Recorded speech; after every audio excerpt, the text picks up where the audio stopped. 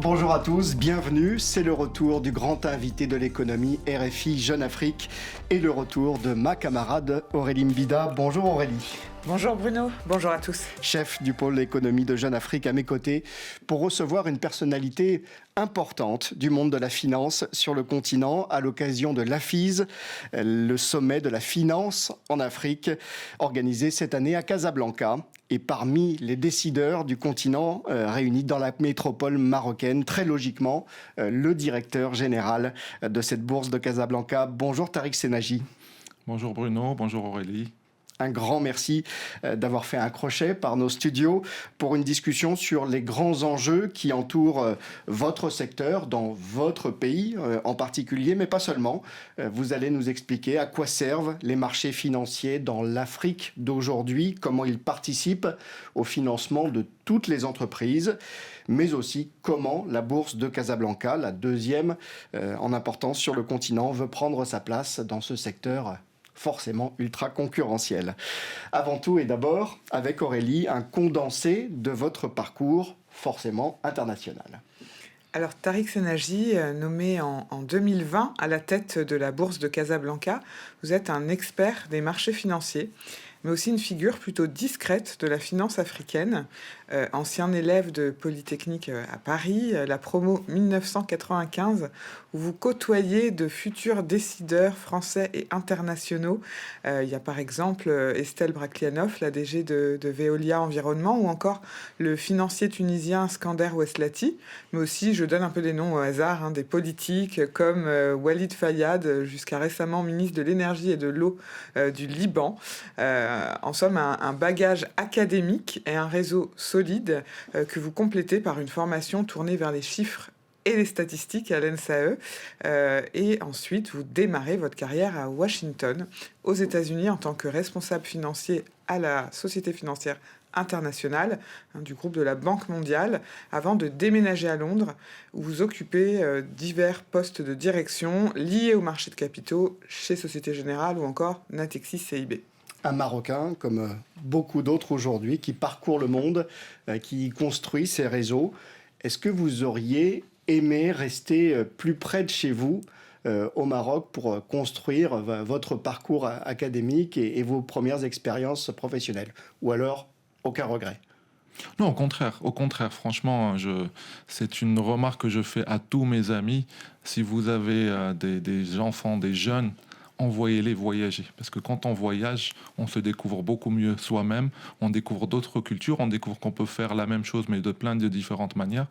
Donc pour moi, ces voyages et ces expériences professionnelles sont d'une richesse absolument magnifique. Et au contraire, j'espère que vous avez parlé de mon éducation. Mon éducation, c'est pas fini à la sortie de l'école, mais elle a vraiment continué pendant beaucoup d'années et je continue d'apprendre aujourd'hui. Mais en tout cas, oui, voyager, c'est apprendre. Mais le retour au pays est quand même une forme de soulagement? Ah, c'est certain. L'appel du pays était toujours là. Après, j'avais pris une décision, on va dire, de manière consciente. Je voulais rentrer au pays quand je suis sorti de l'école, mais je ne voulais pas rentrer encore vers pas beaucoup de connaissances. Donc, je voulais accumuler le maximum de connaissances pour que quand je rentre au Maroc, je puisse contribuer à ce pays que j'aime tant et qui m'a tant donné. Je suis un produit de l'éducation publique et c'est quelque chose qui me touche beaucoup. Et donc, pour moi, c'était important de rentrer au bon moment. Et je dois dire que je suis pas mécontent par rapport à mon parcours à l'étranger, mais surtout le fait que je puisse vraiment contribuer à mon pays de manière très modeste, évidemment. Donc en effet, quand vous revenez au Maroc, vous êtes coopté par le conseiller royal Yassir Senaghi pour lancer et diriger le fonds Itmar Capital, le fonds souverain d'investissement stratégique. Et puis vous présidez ensuite la Société marocaine d'ingénierie touristique. Vous n'auriez pas aimé rester dans ce secteur du tourisme qui est si important au Maroc? Alors bon, c'est comme tout, de l'extérieur, ça peut paraître très glamour, le monde du tourisme. Dans mon cas particulier, moi je m'occupe avant tout des investissements touristiques. C'est une industrie comme une autre. C'était beaucoup de modèles financiers, beaucoup de négociations. Donc détrompez-vous, c'était pas voyager et rester à la Mamounia tous les jours. En tout cas, ce passage au sein du secteur public a façonné votre approche entre expertise financière et puis votre engagement dans le développement économique du Maroc. Sous votre direction, la Bourse de Casablanca s'est imposée finalement comme une place financière solide en Afrique francophone. Vous croyez en l'interconnexion des marchés africains, en la modernisation de l'industrie financière. C'est peut-être aussi grâce à cela que vous avez su répondre aux difficultés chroniques de la Bourse des valeurs à votre arrivée en 2020, le Covid, l'illiquidité, un peu de titres qui s'échangent, un déficit de nouvelles introductions. Voilà, donc... On va dire peut-être quelques mots de l'histoire de cette bourse de Casablanca, que l'on voit en image d'ailleurs, née en 1929, alors que le monde occidental plongeait à l'époque dans une crise profonde et qui s'est beaucoup modernisé depuis. Absolument. La bourse de Casablanca, comme vous l'avez dit, une année très particulière pour les bourses, mais ne dit-on pas des plus grandes crises naissent les meilleures institutions. Et puis, c'est une entité qui, pour moi, en tout cas, est intimement liée au port de Casablanca, au rôle de Casablanca en tant que centre d'échange, en tant que centre de commerce, en tant que centre d'affaires. Nous avons, et ce qui est... Il y a une criée comme dans un port de pêche. Ah, exactement. Vous m'avez pris ça mais également, ce qui est intéressant, c'est que dès 1929, dès 1930, la bourse de Casablanca est une bourse régionale.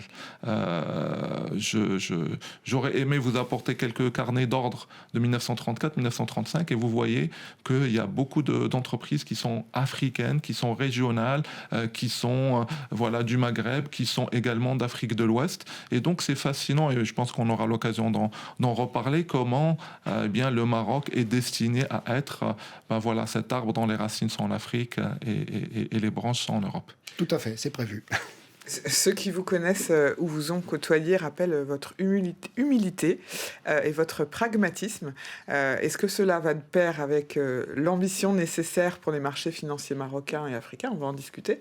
Tariq Senaji, plusieurs sujets en dehors de la finance vous tiennent à cœur.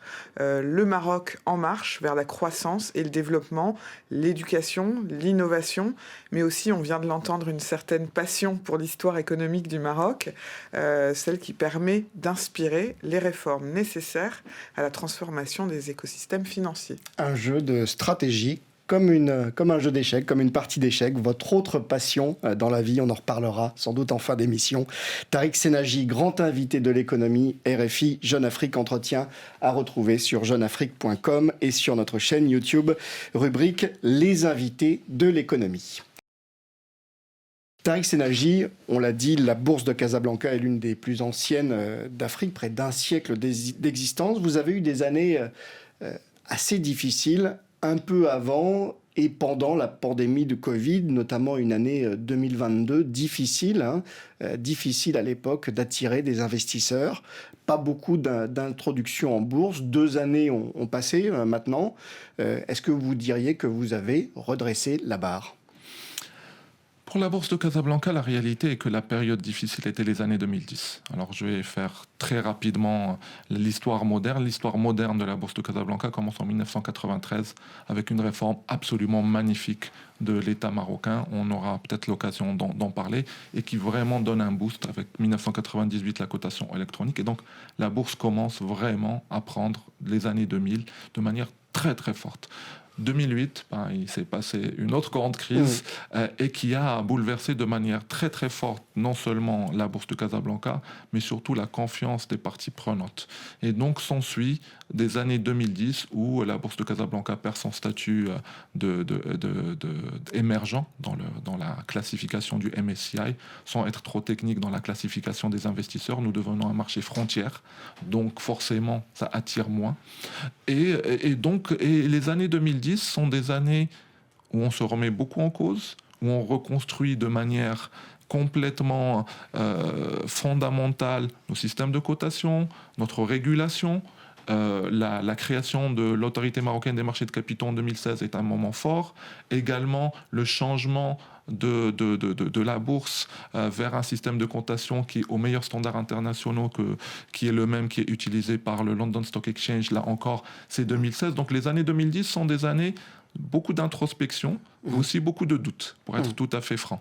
Et puis là, paf, effectivement, cette pandémie de Covid qui frappe le monde entier. Absolument. Et qui perturbe tous les échanges financiers. Alors je vais vous être très franc, la période de pandémie était une période qui était mauvaise pour les cours et la volatilité, mais c'était une période qui était très intéressante pour le positionnement de la bourse à l'intérieur de l'écosystème marocain. Alors il se passe deux choses en 2020. Premièrement, en 2019, Sa Majesté fait un discours et dit voilà, l'économie marocaine, il s'est passé beaucoup de belles choses depuis le début du millénaire, mais peut-être qu'on devrait commencer à revoir en quoi on devrait changer ça. Donc c'est le fameux commission pour le nouveau modèle de développement. Donc 35 experts, et ce qui est intéressant, ce sont des experts sur tous les domaines, que ce soit le domaine économique, social, énergie, etc. Et qui doivent réfléchir sur le futur économique du Maroc et ce nouveau modèle économique. Et donc là, ça nous ouvre déjà une première porte. Et la deuxième porte, c'est la Covid. De manière générale, dans les réformes, vous remarquerez quelque chose, c'est que tant que vous n'êtes pas secoué, vous ne vous remettez pas en cause. Vous lisez tous les jours... c'est mon cas, c'est probablement pas votre cas, mais vous lisez tous les jours, vous devez faire du sport, vous devez faire du sport. Un jour, vous allez chez votre médecin, il dit, j'ai le résultat de vos analyses, vous êtes en prédiabète, vous ne faites pas de sport, vous n'êtes pas bien. Eh ben, je peux vous assurer que ça vous motive. Et c'est malheureux, quelquefois, de toute façon c'est général, peut-être on parlera des pays en voie de développement de manière générale, c'est malheureux que les réformes, on peut les faire au bon moment, mais quelquefois on attend jusqu'à ce que ce soit vraiment une grosse crise pour que ça arrive. Il se trouve que nous avions eu l'occasion avec la Covid d'avoir les gens qui sont forcément, ils ne sont pas dans tous les jours. Tous les jours, je viens, c'est la même journée que la veille. D'autant plus que le Maroc, on a la chance d'avoir un pays extrêmement stable. Et donc, on a cette opportunité pour venir avec un nouveau langage et dire, attention, la Bourse de Casablanca est une institution qui peut faire d'énormes choses pour le pays. Et peut-être que, avec le temps, elle s'est fait un petit peu oublier. Laissons-nous le temps pour discuter de cela. Je vais dire juste une dernière information, c'est que dans le rapport du nouveau modèle de développement, le rôle de la bourse a été extrêmement poussé en disant que cette bourse, non seulement on doit la développer, mais on doit l'accélérer pour que d'ici 2035, nous ayons 4 fois plus d'entreprises cotées. Mais donc, voilà. 2022, année difficile, est-ce que, je repose ma question, est-ce que vous avez redressé la barre aujourd'hui ? L'année 2022 était une année difficile d'un point de vue uniquement performance. Vous savez, moi, on me pose beaucoup la question, quand la bourse ne va pas bien, quand elle baisse, est-ce que tu perds des nuits de sommeil ? Moi, je perds mes nuits de sommeil en uniquement un seul cas, c'est quand la bourse monte et l'économie va mal. Parce que là, il y a une création de bulles. Mais après, je dois constater que la bourse, elle fait partie de l'environnement économique marocain. Vous avez fait allusion à mes expériences passées. J'espère surtout le fait que j'ai travaillé dans le secteur public. Ça m'a donné la maturité pour comprendre que la bourse, elle a sa place. Et la bourse de Casablanca, je tiens à le mentionner, n'est pas importante. Ce qui est important, c'est l'impact de la bourse et des autres mesures qui sont prises par le Royaume du Maroc pour servir son développement. Et ce n'est qu'en se reposant dans cette logique de dire comment la bourse peut être... Et du coup, on est arrivé avec un slogan qui est très simple, mais je pense qu'il est très puissant. Une bourse utile et accessible. Vous parliez d'un nouveau langage à l'occasion des crises. Justement, parmi ce nouveau langage, il y a aussi se tourner vers l'étranger. Comment aujourd'hui vous faites pour attirer davantage d'investisseurs étrangers ? On a vu que la Bourse de Casablanca a fait sa promotion à Londres au début d'année, à Kuala Lumpur plus récemment. On a même vu sur la chaîne CNN, il y a eu des images. C'est devenu incontournable de se vendre aujourd'hui sur d'autres continents ? C'est devenu incontournable de se vendre, oui, mais surtout de se comparer et de s'améliorer. Aujourd'hui, en tout cas, pour moi, c'est très clair, un investisseur est un investisseur, qu'il vient de l'étranger ou qu'il vient de l'interne. On a quelquefois tendance à peut-être trop valoriser l'opinion d'un étranger contre l'opinion d'un local. Et donc, il est très important pour moi, en tant que Bourse de Casablanca, que je fasse l'effort d'être attractif pour les entreprises marocaines, parce que le problème aujourd'hui n'est pas de trouver des investisseurs, mais de trouver des entreprises marocaines. Et une fois que je deviens attractif par les entreprises marocaines et que j'attire les bonnes entreprises marocaines, eh bien les investisseurs étrangers, ils viennent parce qu'ils sont intéressés par les histoires. On aura l'occasion de parler de quelques-unes, mais vous prenez quelque chose comme Agdital, vous prenez qui a une histoire intéressante. Et donc, pour moi, la promotion auprès des investisseurs étrangers est très importante, mais la promotion auprès des investisseurs marocains est aussi importante. C'est pour ça qu'on a surpris quelques personnes, parce qu'on a fait un roadshow, pas uniquement dans les grandes villes étrangères, mais aussi on est allé à Oujda, on est allé à Dakhla, on est allé à Fès, on est allé à Meknès, on est allé à Tanger. Et il y a beaucoup de personnes qui nous ont dit « ça fait longtemps qu'on ne vous a pas vu ». Et donc, ça fait plaisir et je pense que c'est important. Et pour illustrer ce point, cette année, nous avons 4 fois plus d'investisseurs, personnes physiques, que nous avions il y a 4 ans. C'est vous dire, en fait, qu'il faut valoriser les gens. Le contact direct joue dans la réussite, la proximité. Votre actualité la plus récente, Tariq Senaji, c'est le lancement d'un marché à terme. Un marché à terme, pour expliquer, c'est lorsque quelqu'un s'engage à acheter ou à vendre un actif en fixant un prix au moment de la transaction, mais la livraison, le règlement pourra avoir lieu à une date ultérieure. Ce nouvel instrument a été lancé en présence de la ministre de l'économie et des finances, Nadia Feta Alaoui. On va d'ailleurs l'écouter à l'issue de cette cérémonie. Aujourd'hui, nous avons une plateforme, un arsenal qui positionne le Maroc dans, on va dire, les meilleurs standards en termes d'infrastructures pour les marchés financiers. Pourquoi c'est important ? Parce que nous avons besoin de mobiliser davantage de financement, d'épargne, compte tenu des très grands projets de réforme, de développement économique que connaît dans notre pays, dans tous les secteurs sociaux, les secteurs infrastructures, économie. Et ça nous permet également de réconfirmer la place de Casablanca comme un hub régional pour le continent africain. La bourse de Casablanca, transformée en holding qui regroupe le marché comptant, le marché classique, le marché à terme, et puis ce qu'on appelle la chambre de compensation. Pourquoi cette transformation juridique ? On ne va pas y passer trop de temps, mais en quelques mots, expliquez-nous. C'est très simple.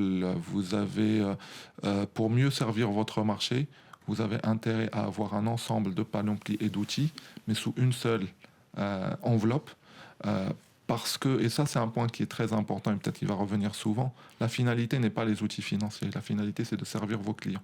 Et donc en regroupant tout ça sur un seul chapeau, et comme l'a dit Madame la Ministre, et je souhaite en profiter vraiment pour la remercier pour son appui, pour cette transformation, pour cette modernisation et pour cette réforme, comme l'a dit Madame la Ministre, c'est les meilleurs standards internationaux, c'est les plus grandes bourses au monde sont toutes organisées de cette manière-là, en tant que groupe. La capacité d'un groupe, ça vous donne 2 choses. Ça vous donne de la flexibilité et ça vous donne aussi beaucoup de focus, parce que chaque entité va avoir un focus sur le marché qui l'intéresse, mais le groupe va permettre de piloter tout ça dans les meilleurs intérêts des clients.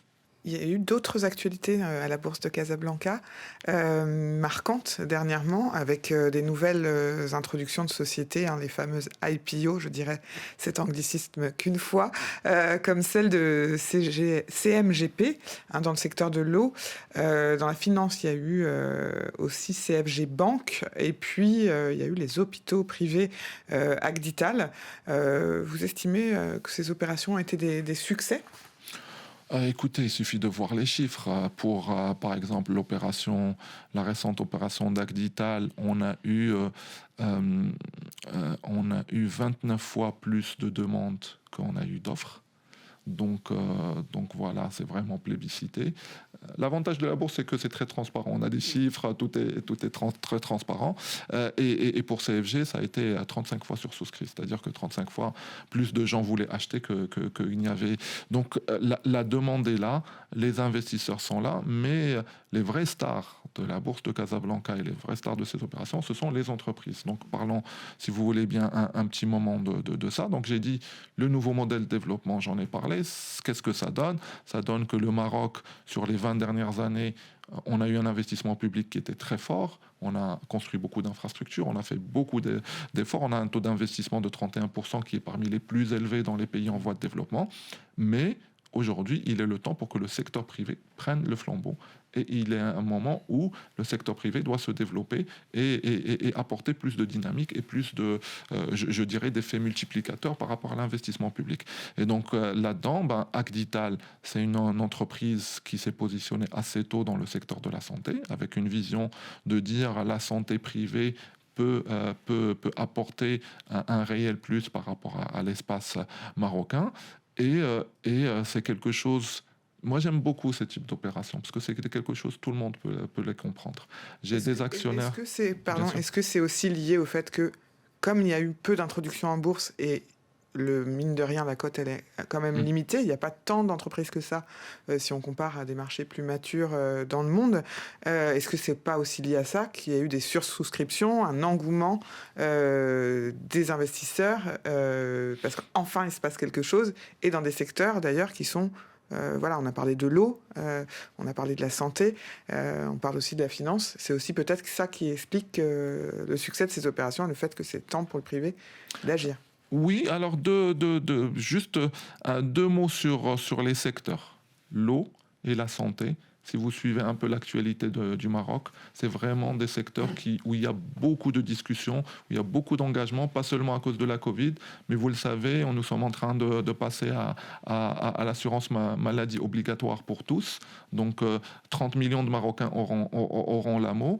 Nous parlons également des sécheresses et donc de la gestion de l'eau. Donc je suis très fier que la bourse soit au cœur des grands sujets économiques du Maroc. Maintenant, par rapport à l'engouement des investisseurs, oui. Aujourd'hui, nous avons des investisseurs qui demandent plus d'entreprises. Je vais peut-être juste nuancer un tout petit peu. La bourse de Casablanca, c'est quand même 760 milliards de dirhams, c'est 55% du PIB national. Donc ce sont des chiffres qui sont très respectables, pas juste sur le continent africain, mais de manière générale. Le géant économique qui est OCP, le leader des engrais. Écoutez, vous l'attendez, moi je ne l'attends pas forcément. Écoutez, je pense qu'il faut sortir...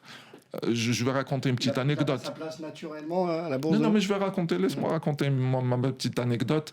L'anecdote naturelle, c'est dès que vous allez voir un directeur général d'une bourse, la première des choses, l'État doit ramener des IPO, doit ramener des introductions en bourse, c'est la meilleure façon pour dynamiser.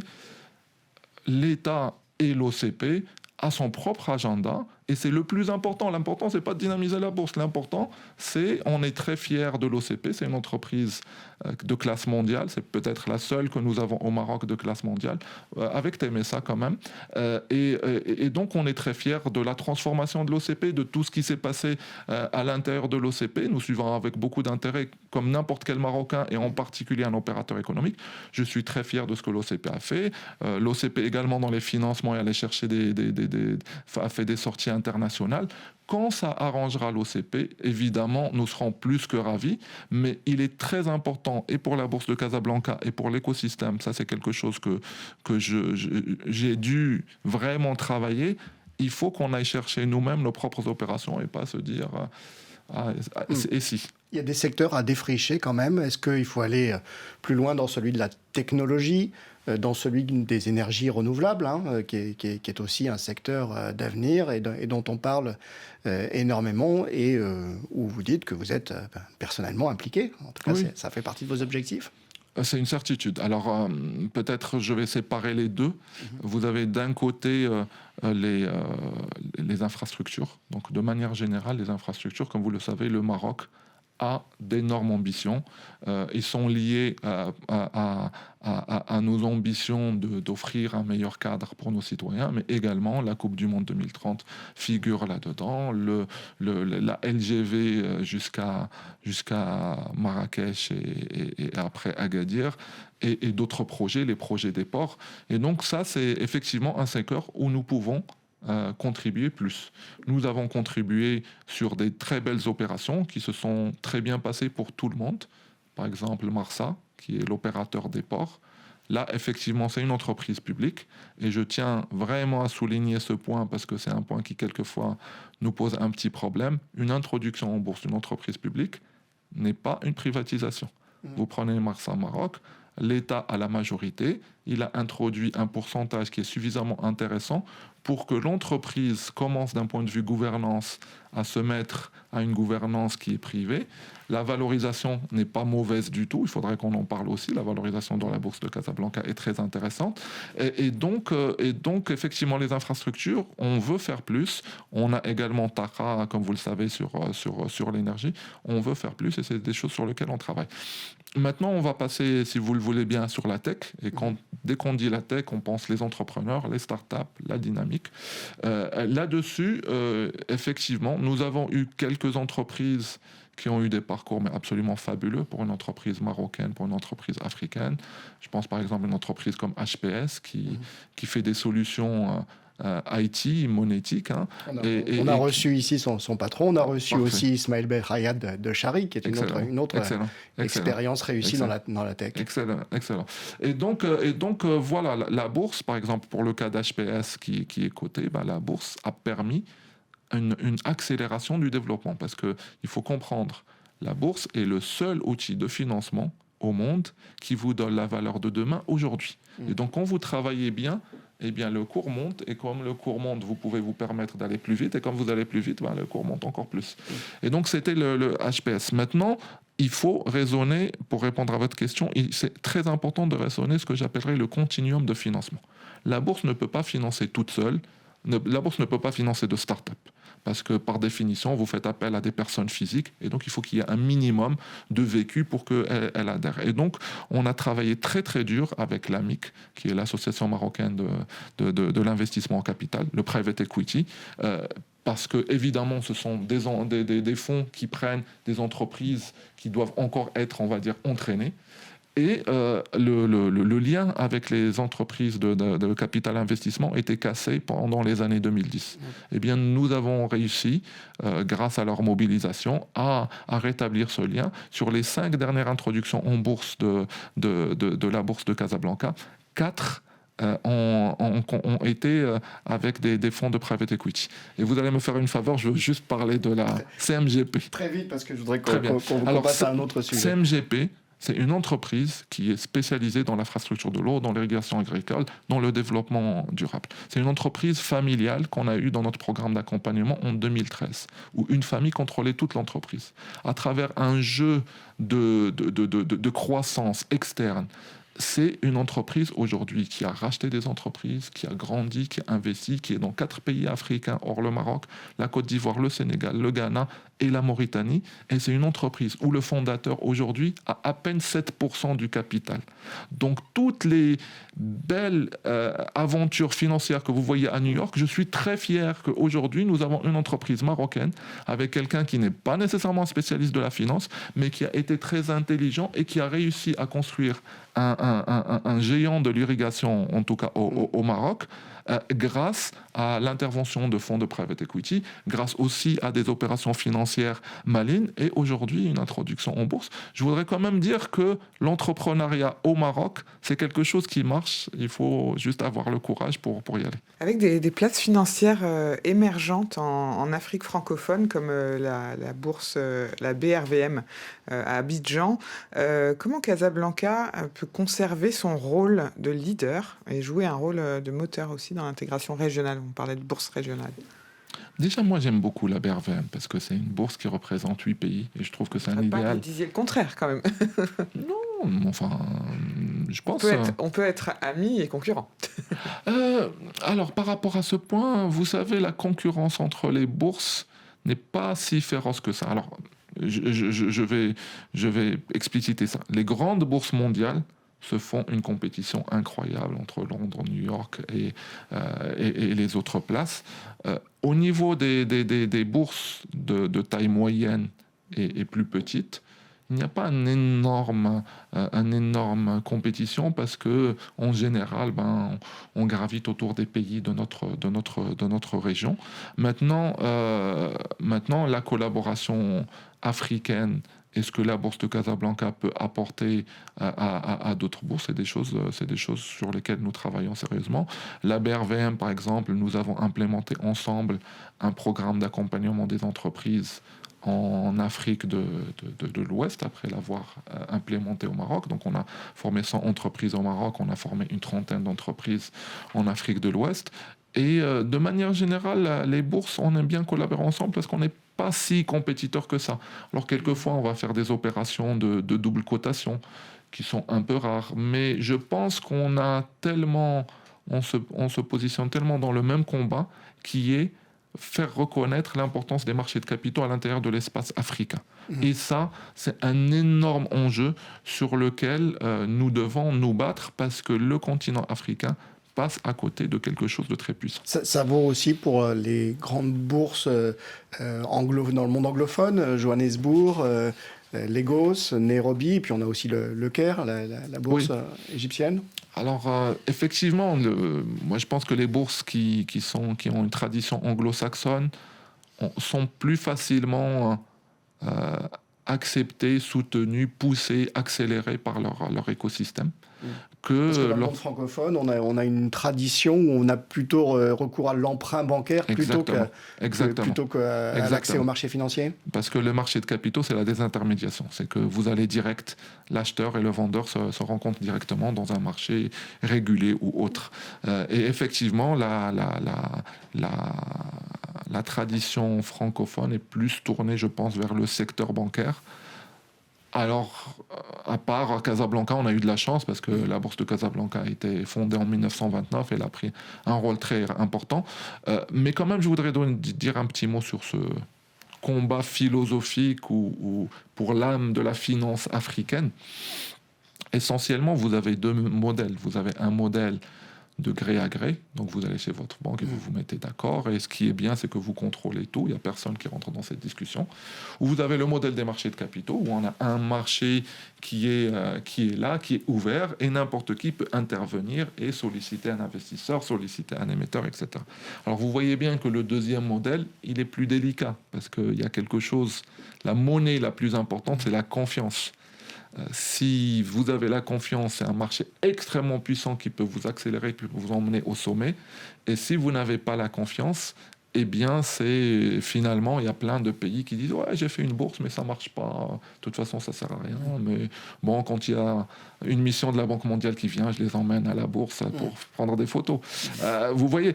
Eh bien, justement, c'est ce dont nous allons parler dans la seconde partie de cet entretien avec Tariq Senaji, le directeur général de la Bourse de Casablanca, notre grand invité de l'économie RFI Jeune Afrique. Nous élargissons notre discussion à l'échelle continentale avec une nouvelle question d'Aurélie Mbida. Alors oui, le Maroc investit beaucoup en Afrique. Les derniers chiffres publiés, mais il y en a, j'imagine que c'est croissant, plus de 800 millions de dollars d'investissement direct étranger en Afrique en 2021. Comment la bourse de Casablanca peut-elle devenir un levier pour renforcer ces investissements et structurer les projets et de manière générale, cette puissance des investissements marocains, comment on l'entrevoit? Très bien. Alors, premièrement, je vais dire la bourse de Casablanca est au centre parce que nous sommes au centre de l'économie marocaine. 50% des introductions en bourse sur les dernières années ont partiellement financé une expansion en Afrique. Donc, j'ai parlé de CMGP, qui allait dans 4 pays africains, TGCC, qui est également l'introduction en bourse a servi pour une implantation africaine. Je pense que l'Afrique, et on en parle tout le temps, c'est pour ça que Jeune Afrique, c'est le dynamisme, c'est le continent qui a du potentiel. Je pense qu'on est arrivé à un point où il faut réaliser ce potentiel. Et je pense que les investisseurs marocains ont une connaissance de l'Afrique, parce que nous sommes profondément africains, qui nous permet d'aller investir en Afrique et commencer à réaliser ce bénéfice. Ce n'est pas quelque chose qui est venu de nulle part, c'est aussi quelque chose qui est venu organiquement à travers ce que fait le Maroc. Tariq Senaji, est-ce que cette dynamique, elle va obligatoirement passer par une zone de libre-échange la ZLECAf, qui est en cours d'installation, on va dire, et par une réelle interconnexion des marchés financiers africains. Laissez-moi vous donner une statistique que je trouve personnellement absolument choquante. Le commerce intra-africain représente uniquement 12% du commerce africain. C'est-à-dire qu'en moyenne, un pays en Afrique achète 88% de ses denrées de l'extérieur de l'Afrique. Quand on sait comment l'Afrique est grande, vous le savez aussi bien que moi que la carte ne lui fait pas justice, vous pouvez imaginer la perte de compétitivité que ça fait d'un point de vue de réseau logistique de ramener 88% de vos denrées de l'extérieur de l'Afrique. Donc c'est une certitude absolue. Après, effectivement, il faut être engagé, il faut être volontaire et il faut le faire. Il y a quand même une histoire de conviction africaine à avoir. Un peu comme quand on a parlé de la présence du Maroc en Afrique. Et la ZLECAf est un sujet qui est très important. Donc la bourse peut aider à autonomiser économiquement l'Afrique, assurer davantage de souveraineté économique. C'est une certitude parce que, comme je le dis, la bourse est avant tout permettre une allocation optimale de vos ressources. Je ne vais pas faire très compliqué d'un point de vue macroéconomique, mais quel est le grand enjeu de tous les pays dans le monde? C'est que d'un côté, vous avez des ressources qui peuvent être court terme ou long terme, et de l'autre côté, vous avez des utilisations, vous avez des besoins, et les besoins les plus durs sont les besoins en long terme. Donc un bon système macroéconomique, c'est un système où vous prenez des ressources long terme et vous pouvez les coller à des besoins qui sont long terme.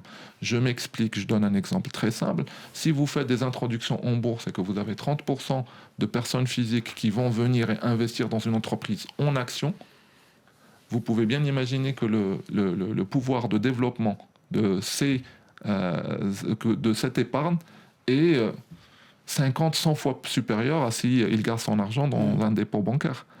Et donc, le vrai enjeu pour l'Afrique, au-delà des échanges également, c'est une allocation optimale de ses ressources. Et là, il y a du travail à faire aussi.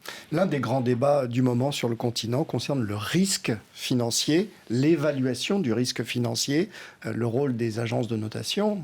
On sait que ça a des conséquences sur les taux d'emprunt et donc sur la dette. Est-ce qu'il faut des agences africaines ou alors est-ce qu'il faut réformer le système actuel? On va écouter à ce propos l'un de nos derniers invités ici dans nos studios, le financier congolais Junior Mbouyi. Lui pense qu'il faut absolument moderniser la façon de jauger le risque en Afrique. Nous avons besoin de collecter des historiques de données et pouvoir calibrer et mettre en place des modèles qui vont permettre de pouvoir évaluer le risque comme il le faut. Et aujourd'hui, quand on regarde la manière dont le risque est évalué en Afrique, il n'est pas adapté en fait aux standards africains. Et c'est pour ça qu'il est important que dans l'appréciation en fait du risque, ces standards africains soient pris en compte. Mais pour cela, il faut qu'on développe des laboratoires de données, qu'on stocke des données. Et puis, on parle de l'intelligence artificielle qui aujourd'hui va aider énormément le continent à pouvoir collecter ces informations et mettre en place des mesures. L'intelligence artificielle utile pour mieux prédire le risque financier, nous disait Junior Mbouyi, y compris d'ailleurs chez vous à la Bourse de Casablanca. Peut-être, je suis d'accord avec lui sur son point, mais pas que. Je suis d'accord parce que quand vous regardez par exemple la dette des États-Unis aujourd'hui, c'est 33 000 milliards de dollars, c'est 130% de son PIB. Alors que les pays d'Afrique subsaharienne, c'est 60% du PIB et tout le monde dit c'est trop. Okay, alors que l'Afrique, justice à corriger. Donc je suis d'accord, mais pas que. Et donc la deuxième chose, c'est qu'il faut quand même faire attention parce que, comme j'ai dit, il faut quand même avoir un cadre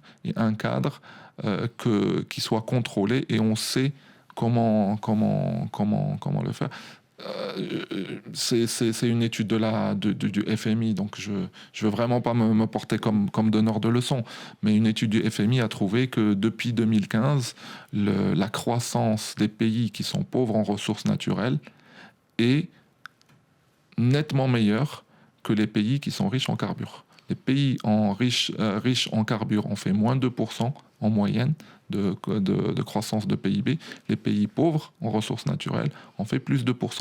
Donc il y a quelque chose à faire sur l'intelligence artificielle et la valorisation du risque, mais il y a aussi quelque chose à faire sur le cadre macroéconomique. Comme je le dis vraiment, je le dis avec beaucoup d'humilité, l'Afrique n'a pas besoin d'un autre donneur de leçons, mais lorsque vous regardez ce qui s'est passé au Maroc, avec des stratégies long terme, avec une gouvernance qui s'assure qu'on prend des décisions, quitte à ce qu'on souffre un peu maintenant, mais qu'on vaille beaucoup mieux après, c'est quand même des choses importantes.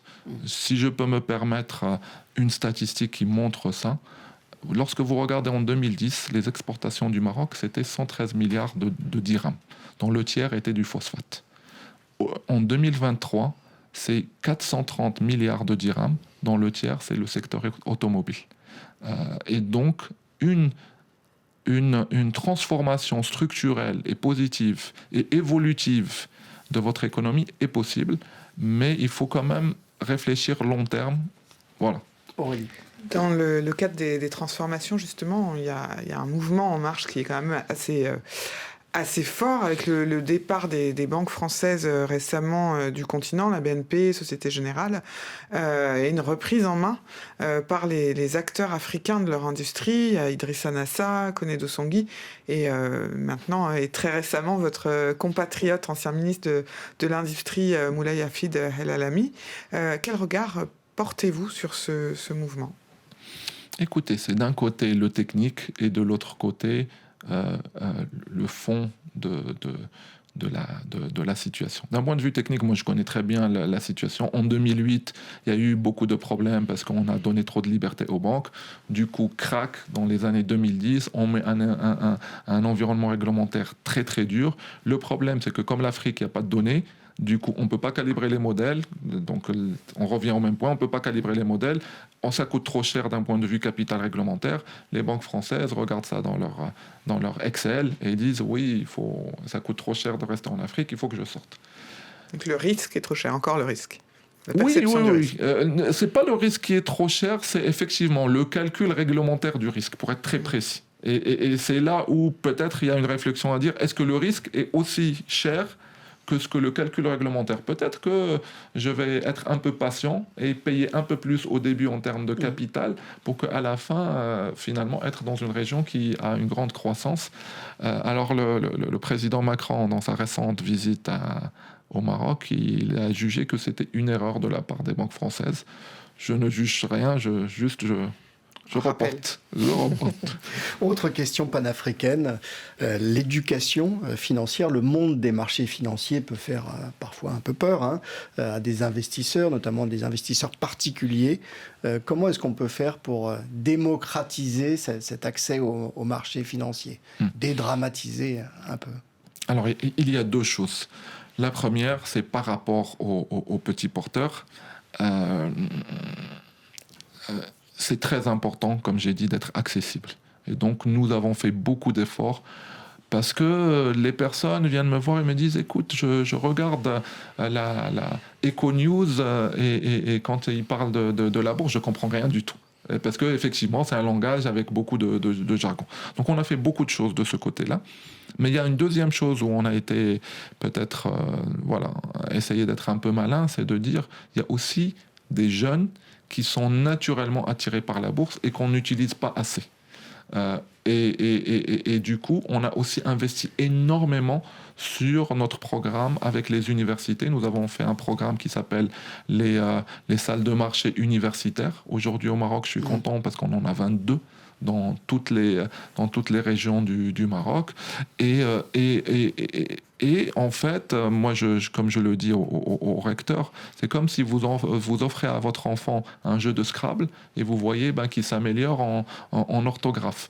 Le fait parce qu'ils sont attirés par la bourse, moi, je veux pas plus de traders. Le métier de trader n'est pas un métier à grand, on va dire, débouché. Mais par contre, si vous passionnez pour le trading, vous allez mieux comprendre la finance d'entreprise, vous allez mieux comprendre la finance de marché, vous allez mieux comprendre la macroéconomie, etc., etc. Et ça, c'est quelque chose qui m'a passionné, sur lequel on a fait beaucoup de choses. Et voilà, enfin, comme vous pouvez l'imaginer en m'entendant, c'est une petite fierté quand même. Alors, on va revenir sur la question du financement des PME, qui reste un défi au Maroc, mais pas qu'en Afrique, dans le continent dans son ensemble. Quel mécanisme ou quelle réforme pourrait être accélérée pour ouvrir davantage le marché boursier, financer davantage l'économie? Alors, comme vous le savez, au Maroc, on a une initiative très intéressante. Donc, j'ai parlé du fonds de capital investissement, de la relation avec la bourse. Il y a un troisième bloc qui s'est rajouté, c'est le fonds Mohamed VI pour l'investissement. Donc, c'est un fonds souverain qui est là pour encourager l'investissement privé, dont on a déjà parlé, qu'on voit comme le moteur de notre croissance future. Et ce que ce fonds a fait, je pense que ça vaut le coup peut-être de faire toute une émission dessus, mais en tout cas, ce que ce fonds a annoncé, c'est un programme d'appui au capital investissement. Donc aujourd'hui, nous voyons un capital investissement, ils investissent un tiers des fonds d'investissement, jusqu'à un tiers, je crois. Et donc, c'est un fonds qui a beaucoup accéléré le capital investissement au Maroc. Et le capital investissement, comme vous le savez, contrairement à la bourse, c'est des gens qui sont motivés pour aller taper à la porte des gens et les accompagner et leur dire tu veux grandir, tu veux aller à la bourse, laisse-moi rentrer dans ton capital quelques années. C'est un modèle qui a été choisi par le Maroc et qui commence à donner des très bons résultats. Ça, c'est un point par rapport aux outils. Maintenant, le deuxième point qui est très important aussi, et c'est quelque chose qui nous tient à cœur, c'est aussi il faut un accompagnement humain. Parce que l'entrepreneur, ce n'est pas juste des chiffres, ce n'est pas juste des business plans, c'est une aventure humaine avec beaucoup de courage, de peur aussi. Et ça, nous avons été précurseurs avec un programme, le programme Elite. D'ailleurs, CMGP est issu du programme Elite. Et c'est quelque chose sur lequel nous allons continuer à nous impliquer de manière forte. Tariq Senadji, il nous reste encore quelques petites minutes pour parler de votre pays, le Maroc, et de sa place dans le monde, de ce qu'il a à proposer. Comment est-ce que vous voyez son avenir? Certains voudraient le voir comme une courroie de transmission entre l'Europe et l'Afrique. Il y a la position géographique, bien sûr, mais il y a aussi un rôle que le Maroc voudrait s'attribuer. Vous avez parlé il y a quelques instants de la visite du président Macron au Maroc. Effectivement, enfin, je dois dire, j'aime bien l'histoire et il y a plusieurs choses que je souhaite dire. La première des choses, par rapport à nous, Africains, le Maroc a pris son indépendance en 1956. Donc, il faut qu'on soit indulgent envers nous-mêmes. Ça fait pas si longtemps. Mon père me racontait comment il a dû fuir la ville de Casablanca parce que les Allemands ont bombardé dans la Deuxième Guerre mondiale. C'est pour vous dire que ça fait pas très longtemps tout ça. Donc, premièrement, il faut être indulgent. La deuxième chose qui me fascine dans mon pays, c'est quelque chose avec lequel j'ai grandi, c'est le fait qu'on se sent réellement multiculturel. Je me rappelle, pendant la Coupe du Monde, on mettait un micro à l'entraîneur du Maroc. Est-ce que vous êtes arabe? Est-ce que vous êtes africain? Est-ce que vous êtes méditerranéen? On peut être tout ça. Et c'est vrai que on a réussi, le Maroc en tant qu'État-nation, qui s'est construit mais qui se reconstruit aussi. Et pour être tout à fait franc, je dois attribuer ça aussi à la persona de Sa Majesté. C'est beaucoup de bienveillance, beaucoup d'humanisme, au-delà de la croissance économique, et qui se reflète aujourd'hui dans la façon dont, évidemment, nous comportons l'un envers les autres, mais aussi la façon dont on fait des affaires. On est aussi bien, je disais ça en rigolant quand je recrutais dans mon ancienne entreprise Itmac, quand j'avais un candidat, j'ai dit, j'ai besoin de gens qui soient schizophrènes. Quand vous êtes en train de parler avec un investisseur du Moyen-Orient, vous pouvez adopter une posture. Quand vous êtes en train de parler avec l'administration, une deuxième posture. Lorsque vous êtes en train de travailler avec un investisseur qui vient des États-Unis, une troisième posture. Et je dois dire que c'est assez fascinant parce que on a cette capacité.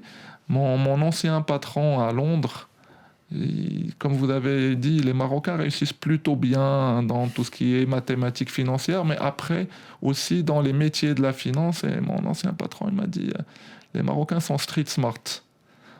Qui est, bon, je vous laisserai traduire, vous avez meilleur français que moi. Ils sont très smart. Street smart. Ah.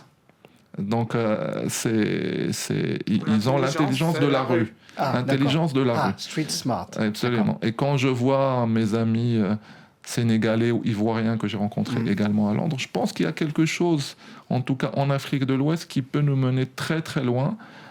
Maintenant, comme j'ai dit, il faut avoir la confiance de la développer. Et je pense que le Maroc se sent parfaitement à l'aise dans cette position. Vous le savez, il y a une histoire millénaire par rapport à ça. Mais les relations avec l'Afrique de l'Ouest, avec les pays arabes, avec l'Europe, nous paraissent très naturelles. Justement, la confiance, vous avez parlé de l'indépendance. 2 générations sont nées depuis. On a une jeunesse marocaine qui s'impatiente. Le ministre de l'Industrie, Riyad Mezzour, en a parlé lui-même assez récemment. Il a demandé qu'on fasse davantage confiance à ces jeunes Marocains et à ces jeunes Marocaines. Est-ce que vous êtes d'accord avec ça ? Les entreprises, les investisseurs doivent faire davantage confiance aux jeunes entrepreneurs, aux jeunes salariés ? Le diagnostic, évidemment, je ne peux être que d'accord. Après, évidemment, comment le faire ? Et comment le faire ? Je pense que le nouveau modèle de développement a dit quelque chose de très important dans le titre. Le titre, libérer les énergies et restaurer la confiance. Restaurer la confiance, c'est quand même un mot fort. C'est un mot fort qu'on peut ressentir au Maroc, qu'on peut ressentir en France, qu'on peut ressentir aux États-Unis par rapport à la confiance, par rapport aux institutions. Et donc, je pense qu'au Maroc, on doit trouver le moyen d'avoir plus d'entrepreneurs. Il faut absolument sortir de cette idée que le jeune qui sort d'école, il veut aller travailler dans une grande entreprise et juste faire du 9h à 5h. Il faut absolument qu'on arrive à insuffler ce souffle d'entrepreneuriat. J'ai beaucoup de chance avec la Bourse de Casablanca. Je voyage, je rencontre beaucoup d'entreprises. Je rencontre des gens magnifiques. Le dernier en date, c'est CMGP. J'en ai un petit peu parlé. Je ne vais pas parler de tous. Mais je pense qu'effectivement, on a parlé d'HPS. Enfin, il y a quand même pas mal, mais malheureusement pas assez. Et donc, il faut qu'on trouve le moyen à ce que nos jeunes aient confiance et qu'on leur donne les mécanismes. Est-ce qu'on peut parler de Casablanca, là où vous travaillez ? Oui, bien sûr. Vous êtes né, d'ailleurs. Oui, absolument. Exactement. La ville de Casablanca, donc capitale économique du Maroc, qui a fortement monté en puissance. Il y a eu une série de travaux entrepris dans la ville. Comment vous avez vu évoluer votre Casablanca ? Écoutez, j'ai une histoire un tout petit peu personnelle avec Casablanca parce que mon père, qui nous a quittés il n'y a pas très longtemps, était fou amoureux de Casablanca. Son arrière-grand-père était l'agent comptable de la ville de Casablanca. Il adorait la médina de Casablanca, il adorait parler. Et c'est l'une de ses grandes déceptions que je ne me suis pas aussi intéressé à l'histoire de Casablanca que lui. Et l'une des grandes idées qu'il défendait, c'était que Casablanca n'était pas une ville moderne. Casablanca est une ville qui remonte aux Phéniciens et c'est une ville qui a toujours été dans le développement, dans la prospérité économique. Et donc voilà, je ressens beaucoup cette ville dans ma chair et le fait que de mon bureau à la Bourse de Casablanca, j'arrive à voir le port, vous savez, avec les docks, avec cette énergie qui sort. J'arrive à voir la mosquée Hassan II, j'arrive à voir la Médina. C'est vrai que, voilà, il y a quelque chose de fort qui se crée en vous quand vous vivez à la ville de Casablanca. Et je pense qu'elle a un très bel avenir. Enfin, il y a eu un article récent dans Jeune Afrique, Casablanca, la ville qui se rêvait en New York de l'Afrique.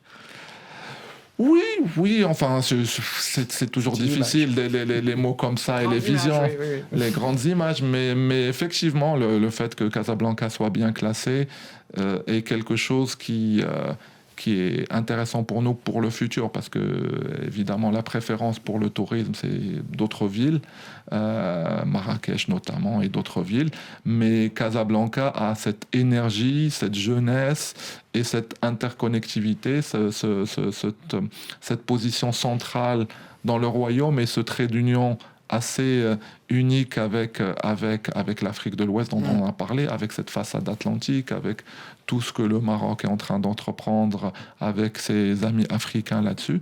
Et donc, je pense que le futur de Casablanca et j'espère sera très bon. Et j'espère la bourse de Casablanca étant quand même un petit outil de promotion pour la ville que nous faisons notre Puisqu'on parle du futur de Casablanca, Aurélie, il y a une construction qui est en cours. Une petite construction sportive, Absolument. le stade Hassan II, d'une capacité de 115 000 places pour la Coupe du Monde qui aura lieu en 2030. Il y a beaucoup de marchés à prendre. C'est un coup de boost, vous pensez, pour l'économie, pour la ville et le pays en général? Lors de l'annonce de la Coupe du Monde, la bourse de Casablanca a pris plus 5%. Donc voilà, enfin pour faire court, je sais pour résumer, il y a de l'optimisme, il y a de la confiance. On est très fiers de cela. On a été également très fiers, même si touchés dans notre chair par l'élan de solidarité par rapport au tremblement de terre. Il y a un certain nombre d'émotions très fortes qu'on a vécues récemment. Et comme j'ai dit par rapport aux Marocains, par rapport à cet État-nation, je pense que voilà, il y a des choses intéressantes qui sont en train de se passer.